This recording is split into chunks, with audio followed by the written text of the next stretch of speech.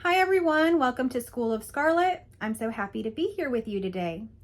So today I have some news to share with you, and it is sad news for me, but I want to share this in a complete way, so stay with me to the very end. I have lost my home in the floods that hit Texas. We've had quite a bit of flooding that hit Texas, and if you have followed my other channel, Scarlet's Intuitive Life, you've probably seen a little bit of that. First, it started off with us getting our garden ruined, and I have two properties. One property that I'm talking about is my house, and I'm going to share that with you here and what happened there. So it started off with this flooding in our garden and different things like that. And then we got more and more and more and more rain. We got a ton of rain in Texas. And on top of that, this house that is my house was on a lake. And this lake house was connected to the Trinity River. The Trinity River was one of the rivers that was over its banks that was flooding. And they were even releasing more water out of the banks. So they actually released more water than they did during Harvey, which was another storm that hit our area that was, really devastating. And so it was actually worse than Harvey. And so between that and actually even the winds were very horrible. Trees down everywhere, power lines, everything down. I lost access to my home. I lost the road access to my home. People around me lost actual property. Literally chunks of land floated away. The road itself floated away. My house still stands according to what people have told me. Now, I haven't been able to make it back there, and I've added in a video at the very end of my journey to the house today and what I saw and how far I got. You can't really get to the house, but we do have neighbors that have made it by boat to the house, and they claim my house is still there and is actually one of the only houses that did not get water in it. We did sustain tree damage, roof damage, and apparently that whole island, as you would call it, it was an island, is not going to be inhabitable anymore. So they're putting in a temporary road just for people to get their items out, and then they are buying everybody out, kind of condemning that area. So that island will be no more. So essentially, I lost my house. It sounds like my house is still there. Sadly, that's not the case for everybody there. Some people were living in things like trailers, and those things are gone. So that devastation has hit my area, and it has really hit very close to home. We have people staying in our home. I'm volunteering, helping people in different ways, and all the meanwhile not really knowing what's going on with my house. Now, my house is something that is very close to me, and I hope that I can make it through this video to share this with you. I've cried a bit about the home already many of times. This isn't the first time this home has had flooding issues, has gone through these storms, but every time we make it through. And the last time we had the most horrific flood was Harvey. Prior to that, had been through many floods that had displaced me for weeks, where I had to go stay in different places. But Harvey was the worst, and it was so catastrophic and out of this world that in my mind, I could not picture another event worse than that one. It just couldn't happen. And my home survived that. Now, unfortunately, that road did not survive that, and we were warned that if it ever were to happen again, they were not going to fix that road. But I decided to stay positive and stay in my home because it's what I essentially wanted. But it happened again, and it happened worse this time. And many of the people that live there have lived there for many, many generations. They've actually appeared on the world news lately, and they're appearing on our local news all the time. These are people that are my neighbors, that are like family to me. And they never thought that they would ever leave. This is a whole nother reality they live in. When I moved to this town, it was like stepping back in time. It reminded me of being a child, where you could just run free, and you could go out in the morning and you could play all day and come in the evening, and you could just come in and out for snacks and stuff. And that's how my daughter grew up. I made sure that she had that sort of childhood. And, you know, most of every mom on the block was a stay-home mom. Every dad there worked. You know, it's just a very homey feeling. Everybody takes care of each other. It's a very tight-knit situation.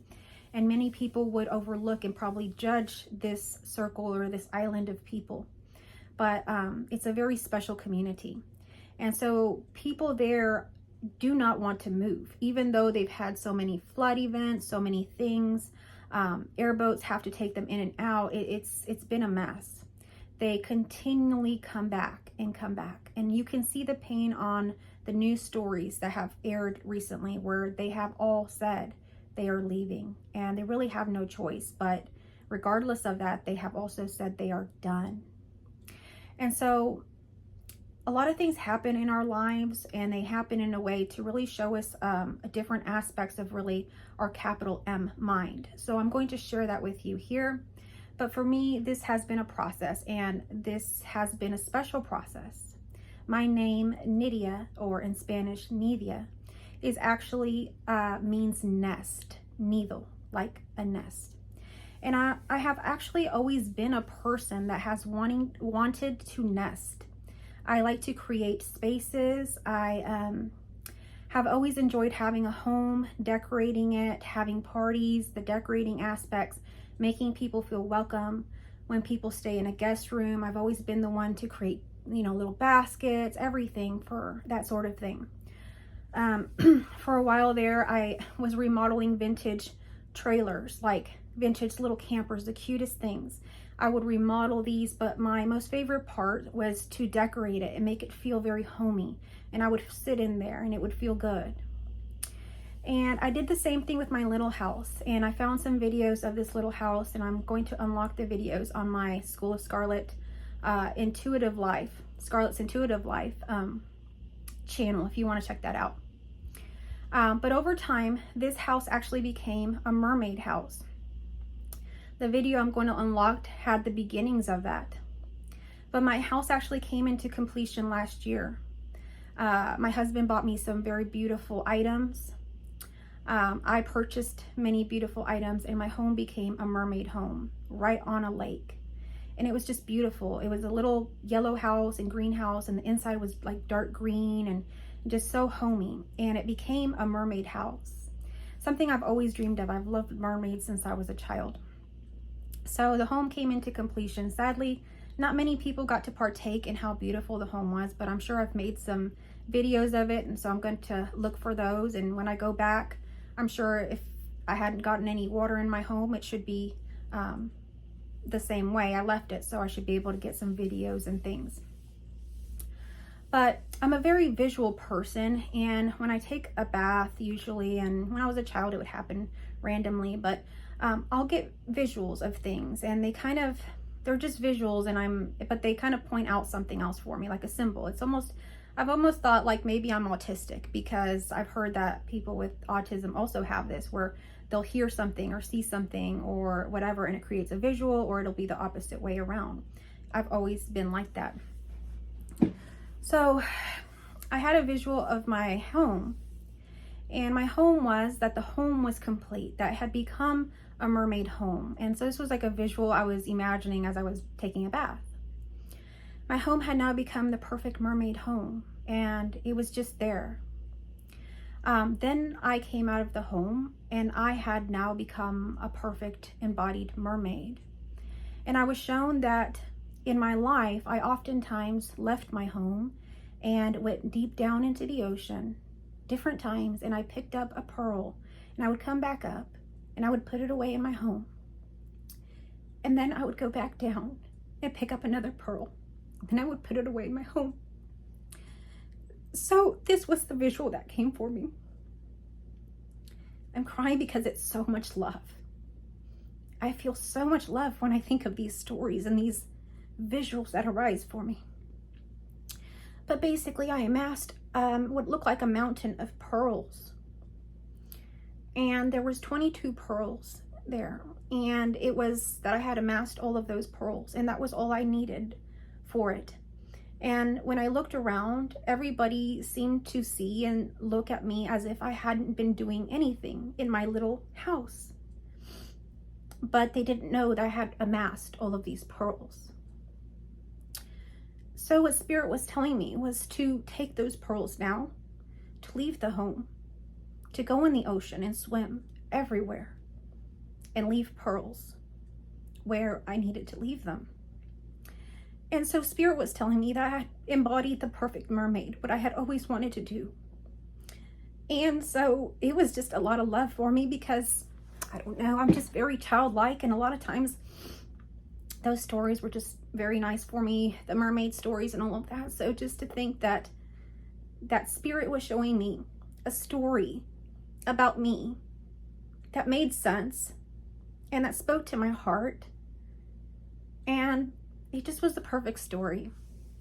But in that, I also felt that it was time to let go, and that this message wasn't my message. It was a message for someone watching. And then I needed to share this message with you guys, and I need to share it honestly. More visuals arose, and these visuals were not necessarily for me, but they are for me, but they were more meant to share with y'all. I was shown that in life, we have many homes that we come into. We grow up and we go through, sometimes we move. We go through a lot of homes, and I was shown as a child, we moved a lot. We moved 10 or 11 times or something like that. And so I had many homes, and we learned to live in a place and let it go, live in a place and let it go.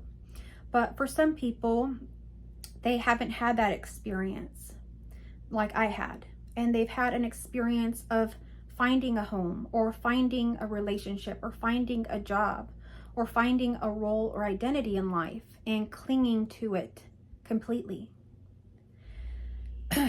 Completely attached to whatever that is.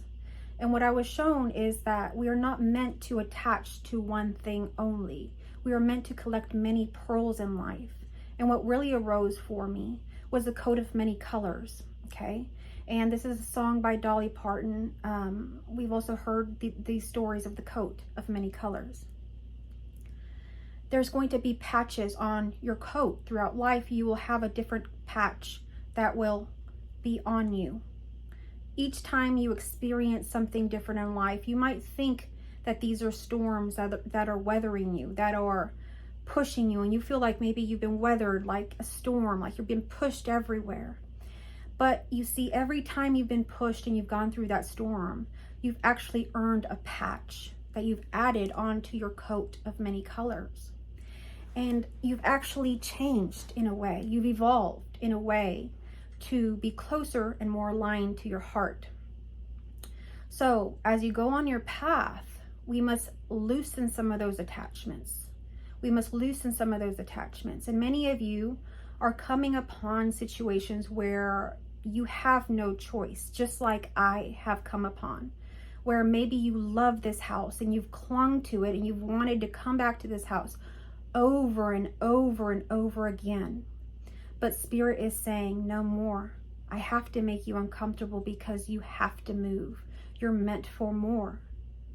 There's another home that you're moving into. There are many homes that we move into. And that was what Spirit was also showing me, that in a home, there are many rooms that we move through.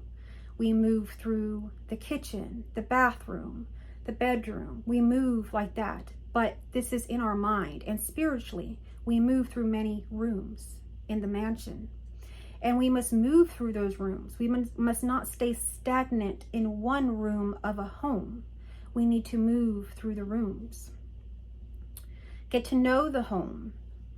And at some point, we can move from the home, or the home will be taken from us.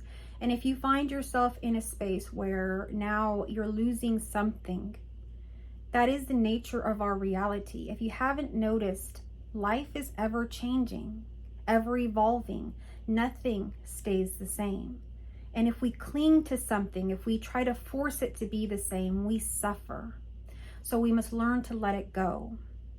We must look at nature just like the trees do each fall. They just allow the leaves to fall. They don't cry about it or die about it or try to find a way to pick up all their leaves and put them back on. They simply fall. And there is a time that is barren, that there's nothing there, and it's quite scary, and it could feel deadly. It could feel very alone, very stark, very cold. But you see, eventually, spring happens. And again, we have life. And what looked dead, what looked like it was losing everything and had really lost everything, lost every leaf, and had basically lost life in it. Maybe that could be a depression you're going through. You will come through that. The next season is spring, and soon there will be little sprouts of life on you, and you will be reawakened to a new aspect of yourself, a new aspect of reality, a new room in your home, a new patch on your coat. My friend, you have been undervaluing yourself this whole time. Just like the peacock that walked over to my home from the neighbor the other day. It was kind of looking a little scrawny, a little brown. And I was like, is that a female or a male? I wasn't sure. Just in that moment,